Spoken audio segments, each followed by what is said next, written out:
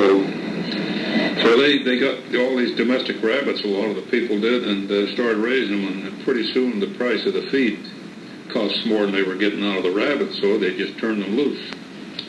And that island had no predators on it, so they just thousands, hundreds of thousands of rabbits, and they were all colors too, and they just turned wild.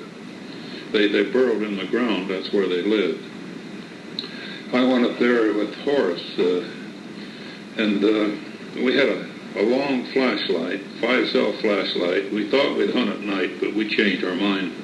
First place, it was against the law. But you couldn't flash that light at nighttime on the field without flashing on a rabbit. And usually you'd see 3 or 4 every time you flashed the light out in the field.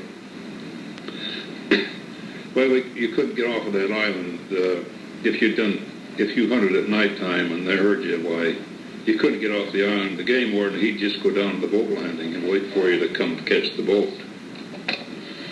One time, Horace and I was up there, and on the west side of San Juan Island, there's a state park, and that was cold weather. It must have been winter.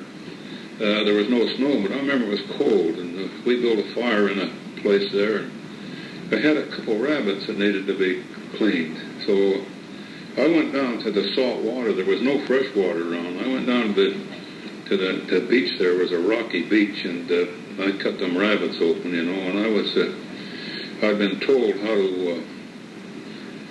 how to clean them easy. Some joker that worked for the game department says all you do is slit open their stomach, and then you take them you turn them upside down, and you take them by the front legs and the back legs, one front legs in one hand, the back legs in another, and you just pop them like that, and the insides come right out. Well, that's a dirty, messy job, you know, cleaning them rabbits. But I tried that, you know, and it wouldn't work, and I was slamming that thing all around there, and darn, the entrails didn't come out, and they wrapped right around my neck, about 3 turns around my neck. That bloody entrails, boy, what a mess.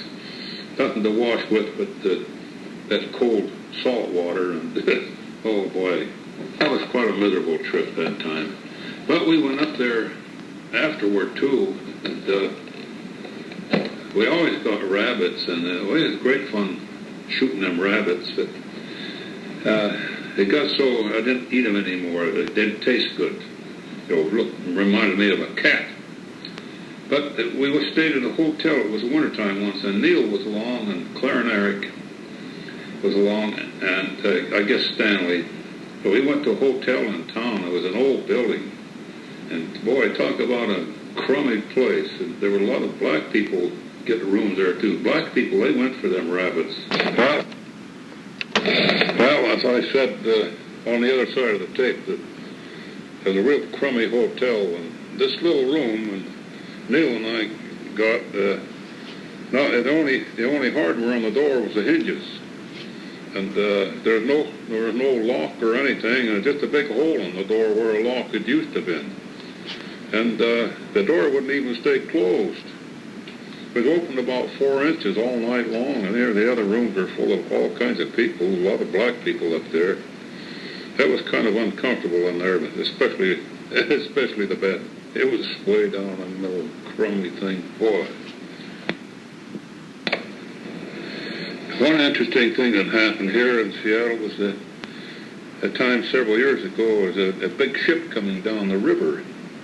And that river, that's the Duwamish River, and the bridge over to West Seattle, there's two separate bridges. They were drawbridges, and 4 lanes each.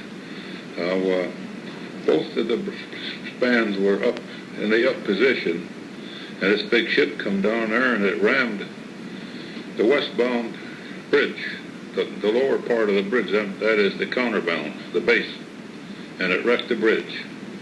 And they didn't dare let the bridge down for fear it would come crashing. But anyway, they had to use that eastbound bridge for both east and west traffic for a few years, and boy, it was a mess over there, the traffic was. But anyway, the pilot or the captain of that ship, he lived up on one of the San Juan Islands. I believe it was Shaw Island. And his wife was charged with murdering him. They said that she killed him and cut up his body and run it through a meat grinder. Well, she said that he went back to Norway. They found his car parked somewhere, but she said he went back to Norway and never returned. But they dragged her into court and they convicted her of murder. But she's an old lady, you know, and no one wanted to put her in jail because that wouldn't serve any purpose. But I guess she's out now. I don't know. But anyway, the people that lived up around there, they were glad to see her, that she didn't have to go to jail. But they did convict her of murder. Of all the places in Seattle, I think Seward Park was our favorite. I know when we lived on Frontenac Street, we used to go down there in the car and, gosh, 3, 4, 5 times a week and go for a ride. And we'd sometimes go for a picnic. We'd take a relative down there too, and of course now we'd meet them down there. And we'd fish and have a lunch. We really had a good time. I know one time I had a fish on, I put a piece of bread on my hook. That's what the fish were feeding on. The kids were throwing bread in the water, so darn if a big fish didn't grab my hook. And I never did see that thing.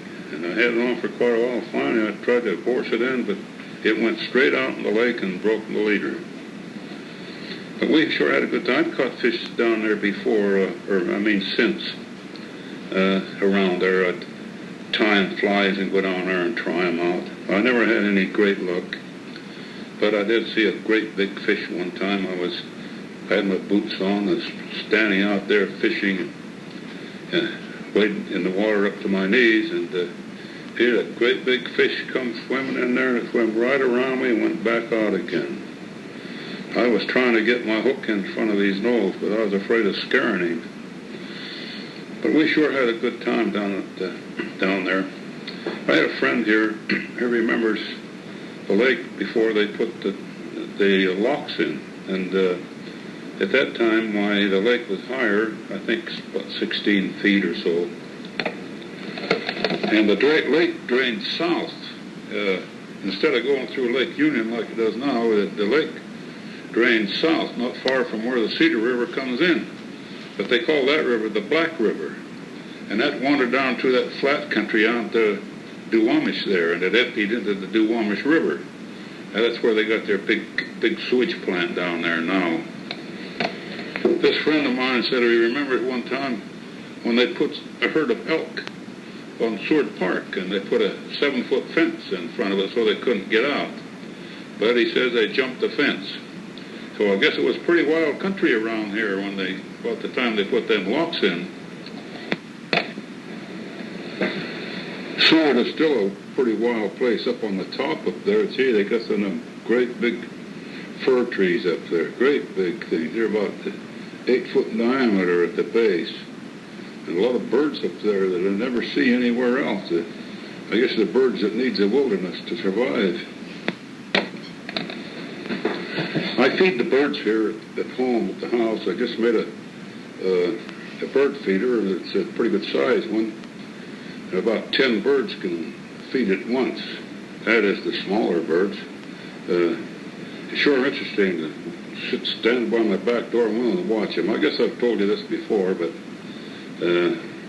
while I was on the subject of birds, why, I thought I'd mention it again. They have the usual pigeons, crows, and starlings, but they don't come to the feeder. They sometimes pick up what spills over on the ground.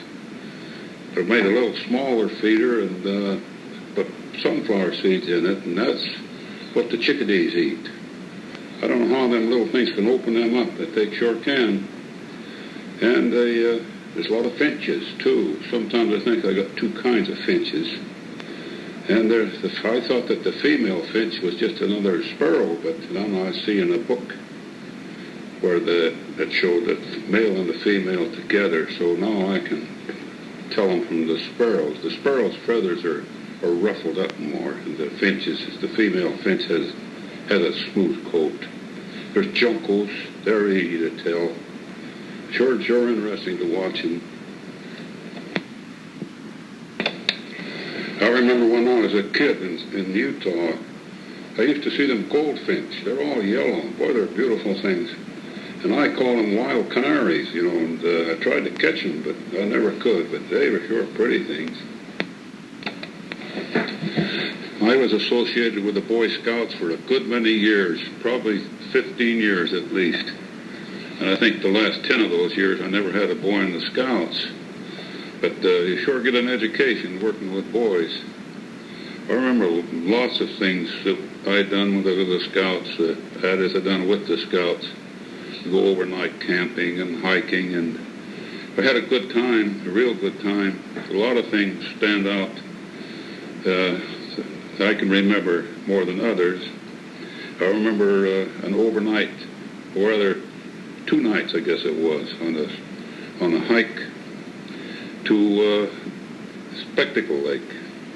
There was I had, I guess, 4 or 5 of the older boys in the troop, along with Glenn.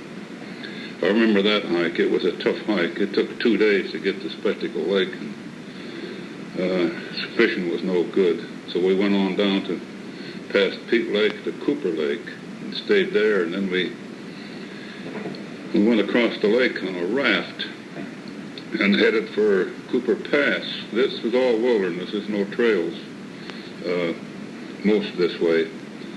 And we set a course for that pass, but we missed it.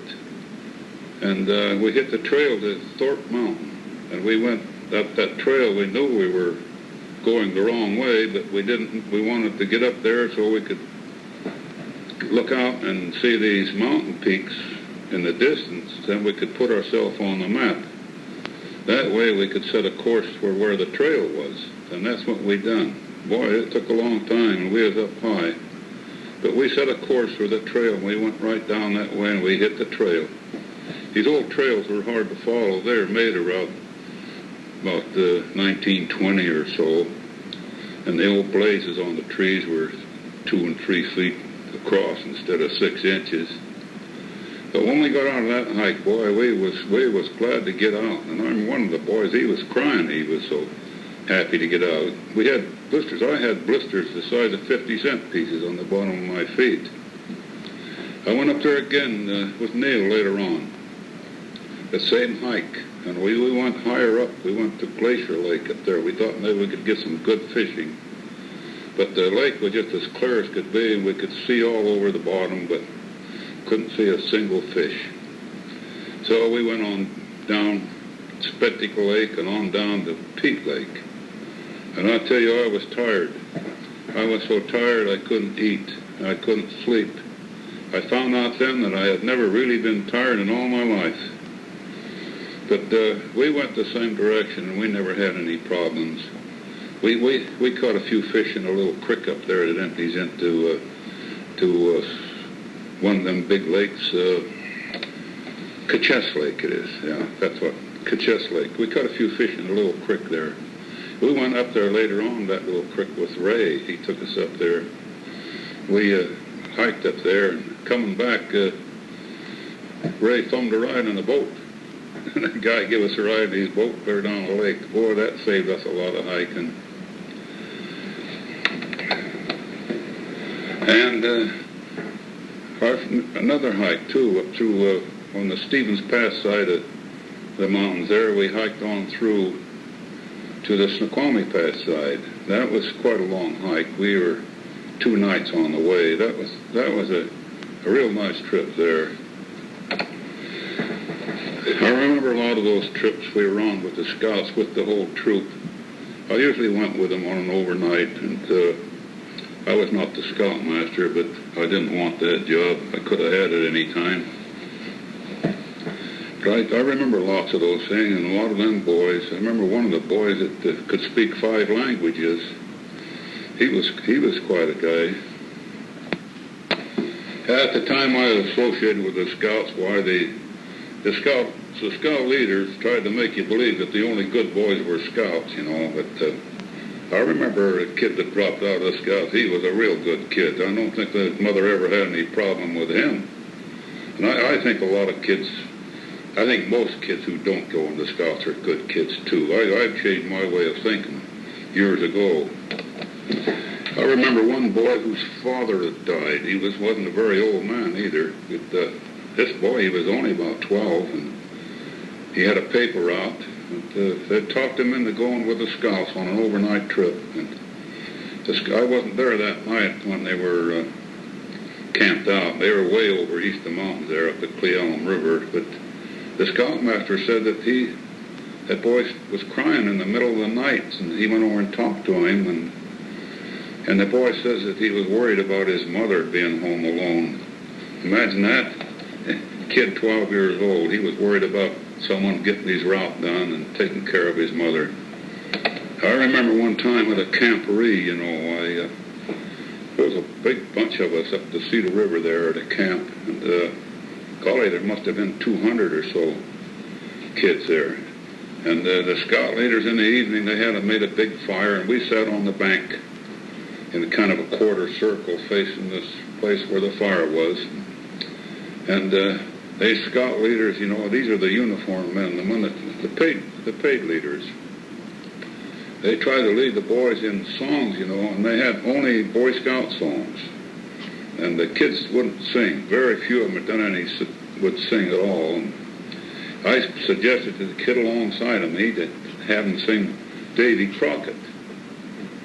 So finally he got up and said, let's sing Davy Crockett, and these leaders, they didn't want to do that. It wasn't a scout song.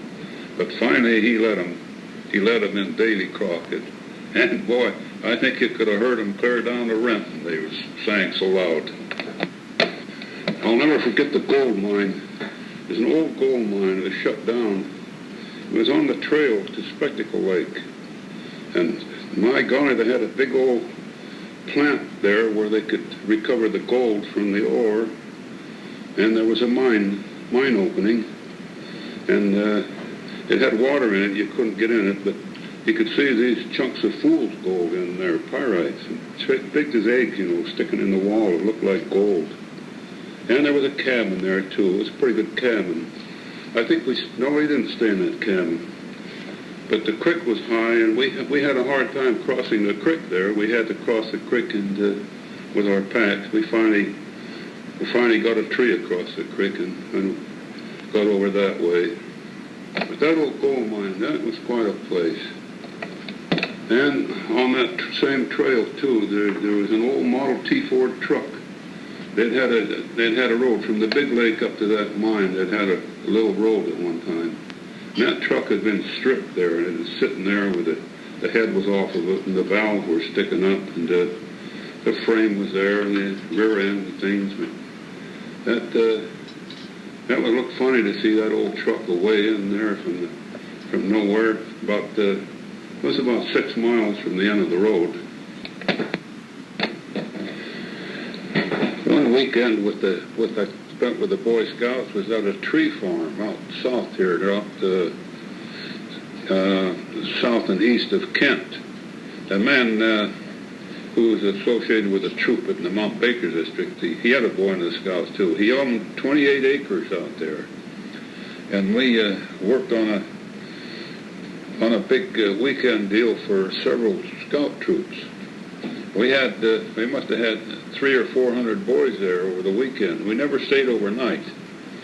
A bunch went out on a Saturday, then a different bunch went out on a Sunday. And we went out there to prune trees. We learned how to prune the trees and learned a lot of other things about the forest.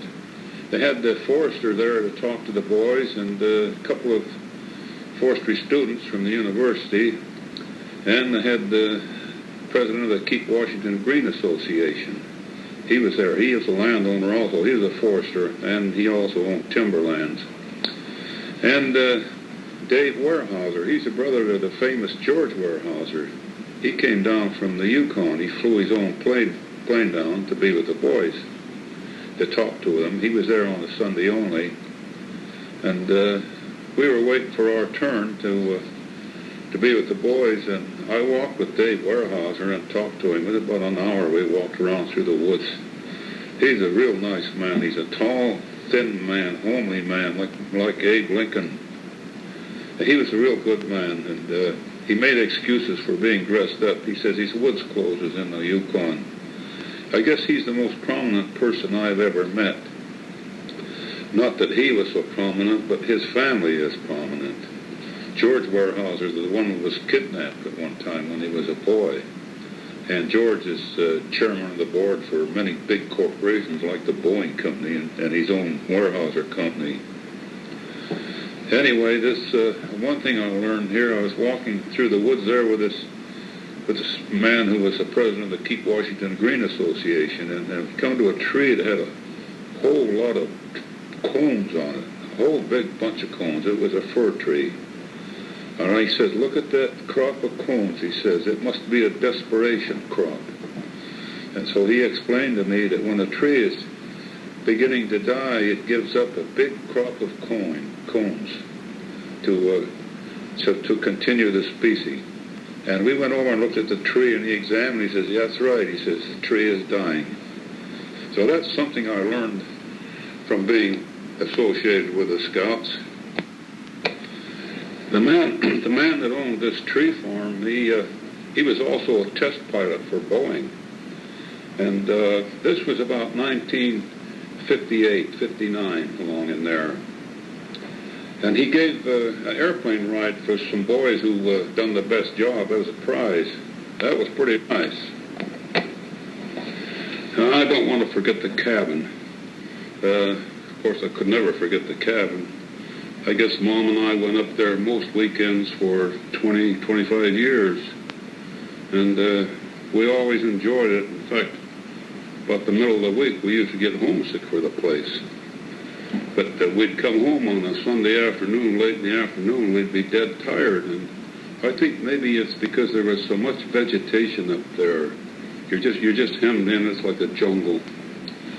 We had a good time up there, though. We used to go looking for rocks, and we'd go looking for ferns. If maidenhair ferns were quite scarce, and we were always on the lookout for them. And animal tracks. We used to see bear tracks and deer tracks. One time we went berry picking up on the hill and up the old logging road, and we got up there. It's quite a ways up there, I guess about 3/4 of a mile. And here in a muddy spot in the trail was a bear track, and it was quite fresh too. So needless to say, Mom didn't want to go any farther, and she never would go up there again. And we used to watch the fish in the creek, the salmon run up there, and the steelheads, and it seemed like the salmon come in big bunches, maybe 100 at a time, and they might be 2 or 3 of them runs like that in a year. And there's a steelhead too. They were something. They looked like a great big rainbow trout. I always wish I could get my hands on one of them. And there's snakes up there. We had a garden there, and Mom would be digging in the garden, and I remember one time there's some old lumber on the ground lying alongside of her, and the snakes were curled up on the boards trying to keep warm. And the sun was shining in the cold night, and I counted 7 snakes there within 2 feet of Mom. She didn't care. She didn't seem to worry about snakes at all. That kind of give me the willies, snakes do. I used to pick them up when I was a kid. That's these garden snakes, but I wouldn't pick one up now. And one time we got snowed in up there. We could have got out if we'd have had chains and a chainsaw. But between my place and the next place up the road, there was 13 alder trees across the road that had fell from the heavy snow. And we laid in bed at nighttime. It started snowing, and the trees started falling. You could hear them crashing every once in a while. And we laid there wondering when one was going through the cabin. And sure enough, after a while, one fell right alongside the cabin, and the branches scraped the cabin. Boy, that scared us.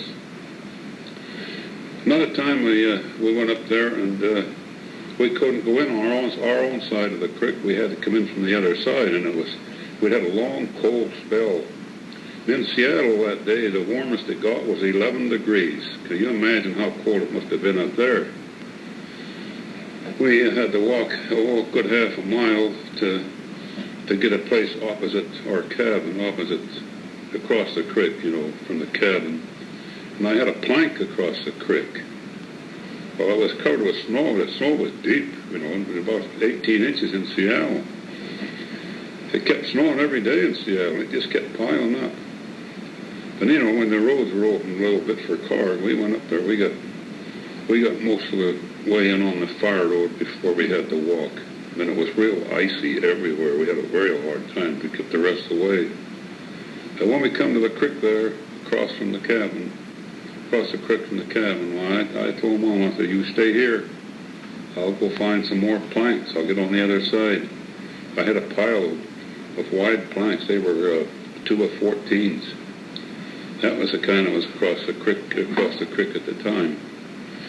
But so I went across there, and I figured she wouldn't pay any attention to me. And I got over there, and I was looking around in the snow for them planks, and so I looked up because I figured she wouldn't pay any attention. When I told her, sure enough, I could see her 2 legs up in the air. She was going down in the creek. She'd tried to cross that plank and slipped. And she went head first right down in the creek.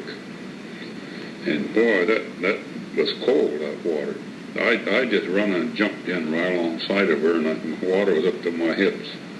And I just turned numb. My legs turned numb right as soon as I hit the water. And the little dog was floating down the creek, and I got Mom on her feet first and out to the edge a little, and then I run down the creek and got the dog and come back. And well, I got Mom across the creek, and we got in the cabin there, and we got a fire started, and we had some clothes, different clothes, and we changed clothes. And after a while, we were laughing about it. That was quite an experience. I don't think Mom even got a cold out of that. But she hit her head. She went head first, and her head was bleeding. You must have hit it on a rock. That was something I'll never forget. And another time is there's a guy next door, Bill Eagles. You know, all of you know him. He's quite a guy, and he knows he can write good letters, and he can talk. He studied journalism for a while, and he can sing good too. He minored in music. But a lot of things happened over at his place, and I mean interesting things. One time he was following a tree, and it got away from him and fell across the end of his cabin and smashed it in. I give him a hand fixing it up, and of course the insurance company paid for it all. And they built a cabin over top of a cedar stump, and the stump was hollow down under the ground. It was hollow, and the family of skunks took up residence there. And of course, I guess he didn't dare do anything about that, but he went out one morning, and skunk was in the garbage can. Couldn't get out. He put the lid on it, got a hold with a rope, and dragged it down to the creek, and threw it in the creek. That garbage can, it was down there for a long time in the creek with water going in and out of it. It was sure funny. A lot of things happened to Bill Eagles over there. He was a real interesting guy to be around. Mom and I went over to their cabin one day, and Bill Eagles was there, and he'd been putting money in his attic. He wanted to have some money to spend when he got home from a trip to England. He knew he'd be pretty well broke by then. Anyway, I think it was 3 cardboard boxes, and they had money in them, over half full, I guess. Boy, they were heavy. I guess they weighed 100 pounds in 3 boxes. And had pennies, nickels, dimes, quarters, and halves. He had some rolls of money, too, all silver. And he only had about 2 or 3 $1 bills. All the rest was silver, or that kind of iron that they use in today's coins. I guess some of them was real silver, too. Anyway, he had over $1,400 in change.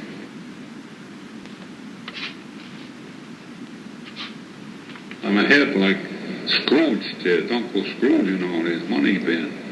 That felt kind of funny. And another funny thing he done, you know, I figured prices were going up sky high all the time, and so he got the idea of burying garbage cans and putting things in there, and then when they go up higher, why, he wouldn't have to buy them. He'd just dig up the garbage can. Well, I thought maybe he had one or two garbage cans buried with stuff in it. But the outcome was, it's been a few years later, quite a few years later, he started digging them up, and he had 65 garbage cans. That's full-size 32-gallon cans. Had them buried. He said he could find all of them, but he was eating some sardines there that cost him about 50 cents when he bought them, and they're up to over $1 at the present time. A lot of things went up high, much higher, but I don't know if they ever saved any money on it, because I think some of the stuff spoiled. But that was a real funny thing. Now, Bill, he's been going to write a book for a long time. I wish he'd get going, because I'd sure like to read it. I think it would be real good. He was, for about 32 or 34 years, he was a district advisor for the Seattle Times. He took care of paper boys. You know, he'd have about 70, 80 paper boys on the string. And those paper boys, they created a lot of material for a book. He took notes, I guess, for years, but I don't think he ever got started on that book yet. He's been retired a couple of years now. It was a good job he had, though. He made good money, and he worked hard at it. He was top man in the city for time and time again, for a lot of times. We used to go over there and have a cup of tea and a cookie, and Mom says, "Gee, Mrs. Eagles sure makes good tea." She's real nice. She's a swell gal, Mrs. Eagles. It was quite an adventure for Mom and I on our first trip to North Carolina.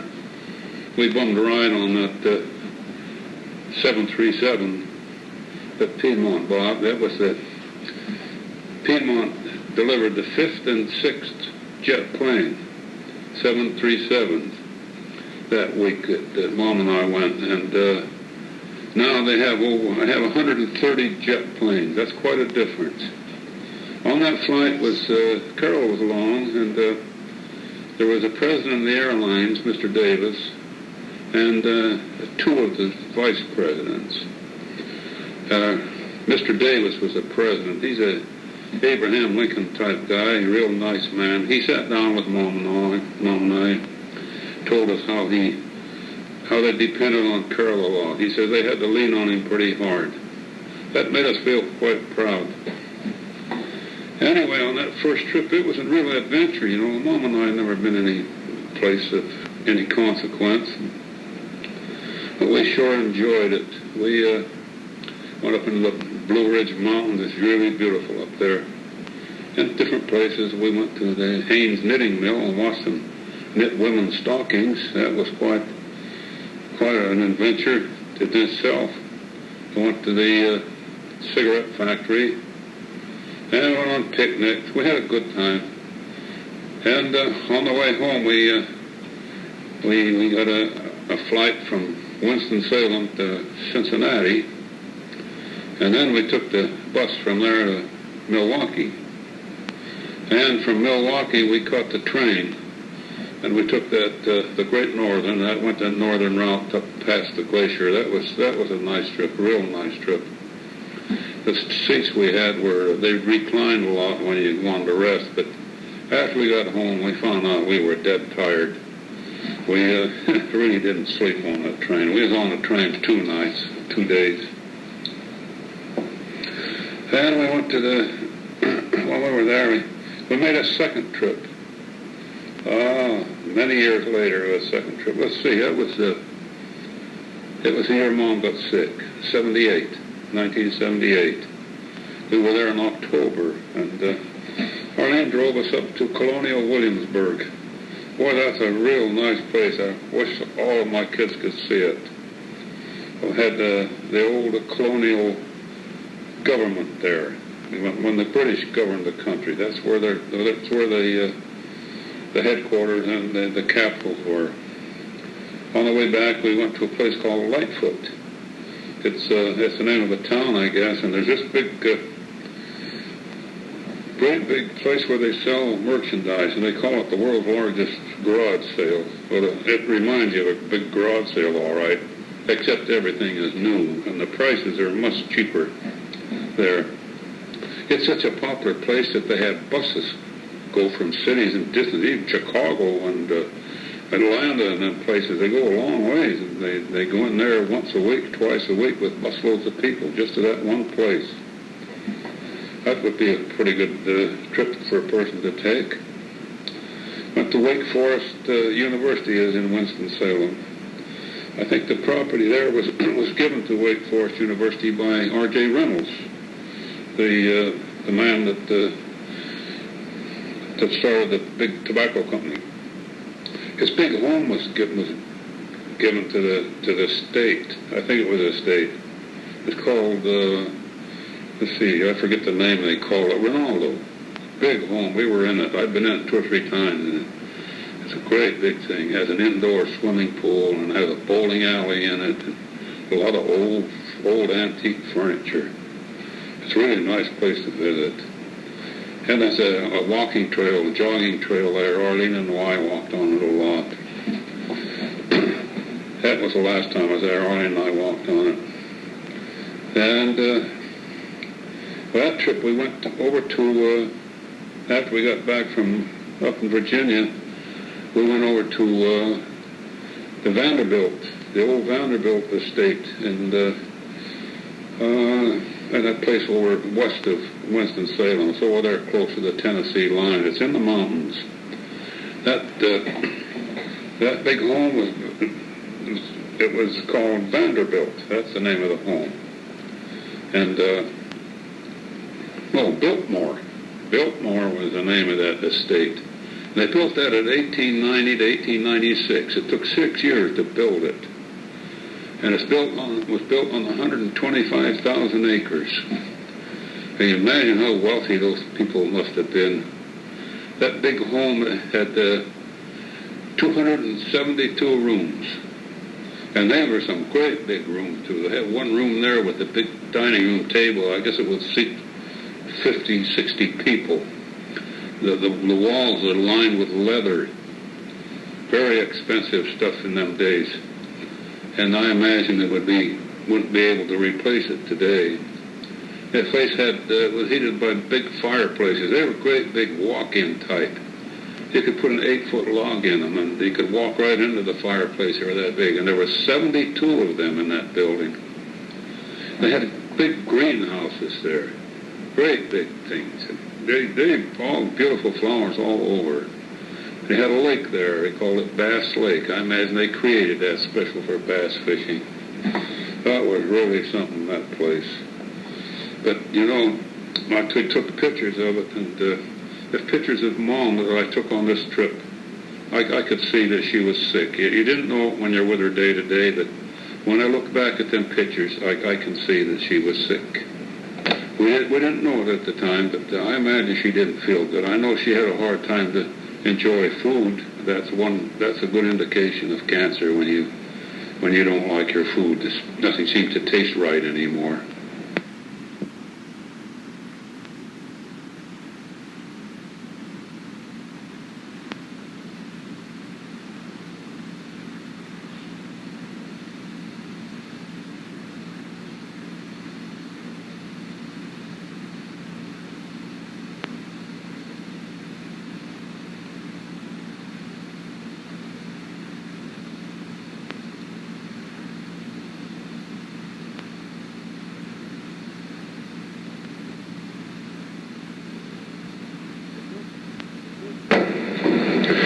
The third time I went back to North Carolina, there's still bumming rides on them new 737 delivery flights to Piedmont, and it would cost me anything to get over there, and then get most of the way back at a big discount too. But the third time, that's after Mom had been gone. It was the same year Mount St. Helens blew its top. I don't know, 80, 81, one of those years. But Orlando and I flew up to Washington, D.C. and went to Smithsonian. We went to the Ford Theater and then over to Smithsonian. And Arlene knows where all the good stuff was. And so we just went from one to the other, and we tired ourselves out going and had something to eat, and we went and got on the plane and come back down to Winston-Salem again. Then Carol and Arlene and I drove over to West Virginia to see Carol's mother. She lived in a little town of Richwood there, and it's up in the mountains. And boy, it's a nice spot. It's really nice in West Virginia. It's all mountains and these little towns. We didn't go through a very big town at all, I don't think. But that town, Richwood, that's a nice town. It's right up in the mountains. Carol must have had a wonderful time growing up there. On the way over there, we crossed a New River Bridge. It's over a river. It's a big river, and it's called the New River. And Carol says it's a very old river, and because the mountains in the east are very old mountains, much older than the ones in the east. There's a bridge over a gorge, and that bridge is 889 feet above the water. I think it is 889 feet. It's the second highest bridge in the U.S. next to the one in Colorado, which is about 1,100 feet. But boy, that's some bridge. I wish everybody could see that. I won again in last year, 1986. And by this time, the planes go to Greensboro. That's about a half-hour drive from Arlene's house. And Arlene and I, we drove up through the Shenandoah Valley, and we went to Jefferson's home. That's the picture of his home is on the nickel. You've seen that. I forget the name of it. But he was a real smart man, that Jefferson was. He must have been very brilliant. He designed that home, and he done artwork. He designed his shrubberies and lawns and everything. It's a huge place, great big place. And he invented things too. He invented a clock, and it hung as a ball on a long chain, and it was a high up above the ceiling in the main I don't know what would be, the receiving room or something. He had a ladder that he could get to it. He folded up in the corner, and that ladder looked like nothing but a pole, a single pole sitting in the corner. But they take that thing and unfold it, and the two parts come out like the side rails on a ladder, and the rungs unfold. Real clever. And this clock he made, there was a ball. It would come down, and there was the side of the room was marked Monday, Tuesday, Wednesday, Thursday, Friday, Saturday, and Sunday was in the basement. They'd miscalculated there, and so they had to cut a hole in the floor, and the last day was in the basement. I think maybe it was Sunday. That was a very interesting place. And we went to James Monroe's home too. He was active at the same time Jefferson was. I guess Jefferson was instrumental in him becoming president. He had a big home too with his slave quarters, and a beautiful place. That was a real interesting drive. Up that Shenandoah Valley, it's a beautiful drive all the way. It was 410 miles from Winston-Salem to where Holly lived, just out of Baltimore. And we went from Baltimore, the next day we went north. Carol flew up, and they drove us up into Pennsylvania. We went to Gettysburg. That was the biggest battle of the Civil War. And I guess there's most people killed in it. There was thousands killed there. It only lasted 3 days. We got a guide in our car, and we went around it. It covered several miles, and we went around to different battlefields, and he explained everything. We sure got an education there. That stuff before I went east is not too interesting to me, but after you've been there, it's real interesting. And those mountains back there, they're rugged things. They're wilderness, lots of wilderness back there. My gosh, this country they could have as many people here as they got in China, I believe, when you see all the wilderness we have. Anyway, when we come back through Richmond, Virginia. And that's the state capital. Well, we went to the museum, Virginia State Museum, and it's the most beautiful building I was ever in my life. And it was free, and they had all this artwork in there. It must have been very valuable. They had a security man in every room. And I try to compare that with the art gallery here. Here they charge you to get into one, and nothing near as good as that. I'd rather see that building itself than the pictures and everything they got here.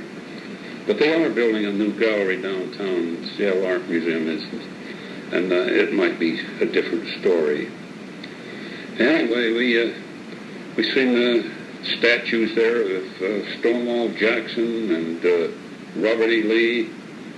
And Stonewall Jackson was on a horse, and I think Robert E. Lee was standing there. And there's another